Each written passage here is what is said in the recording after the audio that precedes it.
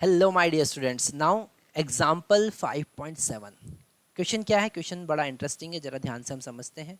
Question में given है determine the maximum acceleration of the train in which a box is lying on it's floor which remain stationery given that the coefficient of static friction between the box and train floor is 0.15।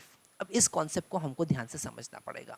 यहाँ पर मान लेते हैं ये train का floor है। Okay, this is the floor of the train और इसके ऊपर एक बॉक्स रखा हुआ है। इसके ऊपर एक बॉक्स रखा हुआ है जिसका मास m है ना। तो यहाँ पर अगर हम इसका एफवीडी बनाते हैं, इसका अगर हम एफवीडी बनाते हैं तो हमको ये बात समझ में आता है कि ये जो बॉक्स है ये आगे की तरफ क्यों मूव कर रहा है।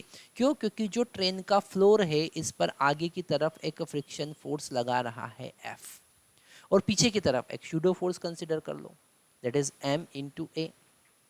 और अगर ये ट्रेन के रिस्पेक्ट में स्टेशनरी है, मतलब कि जो फ्रिक्शन फोर्स आगे की तरफ लग रहा है, ये एक थोड़ा सा कॉन्सेप्ट आपको ध्यान से समझना पड़ेगा कि यहाँ पर इस ब्लॉक पर आगे की तरफ फ्रिक्शन फोर्स F लग रहा है और ये ब्लॉक इस सरफेस पर पीछे की तरफ फ्रिक्शन फोर्स लगा रहा है। मतलब ट्रेन पर फ्रिक्शन फोर्स कैसा लगेगा? पीछे की तरफ। और ब्लॉक पर फ्रिक्शन फोर्स कैसा लगेगा? आगे की तरफ। Okay, in forward direction. तभी वो ब्लॉक उस ट्रेन के साथ मूव कर पा रहा है due to this friction. Okay, so अगर ये ट्रेन के रिस्पेक्ट में स्टेशनरी है, मतलब कि F is equal to M A होगा, force is equal to pseudo force होगा, फ्रिक्शन फोर्स। और हमको पता है फॉर स्टैटिक फ्रिक्शन, हमको ये पता है कि अगर हम स्टैटिक फ्रिक्शन की बात करें, अगर हम स्टैटिक फ्रिक्शन की बात करें, ओके, तो ये static friction F max limiting friction से हमेशा छोटा होना चाहिए या उसके बराबर होना चाहिए। ओके, मतलब एम ए जो है वो एफ मैक्स मतलब कि mu S into normal reaction से छोटा या उसके बराबर होना चाहिए। अब म्यू एस और नॉर्मल रिएक्शन क्या हुआ? तो नॉर्मल रिएक्शन अगर हम फिर से एफ की तरफ जाएं तो यहाँ पर वर्टिकल डाउनवर्ड एम जी लग रहा है और वर्टिकल अपवर्ड यहाँ पर नॉर्मल रिएक्शन लग रहा है। तो यहाँ पर नॉर्मल रिएक्शन का वैल्यू किसके बराबर हो जाएगा? एम जी के बराबर हो जाएगा।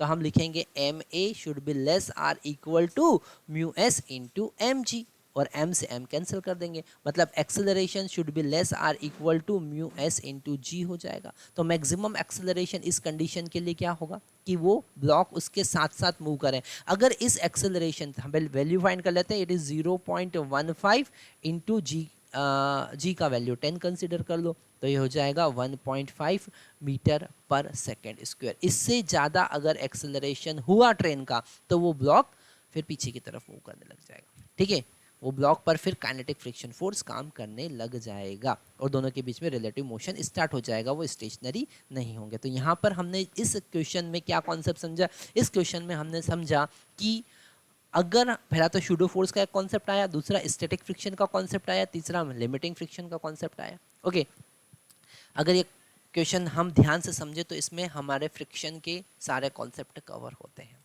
Thank you very much.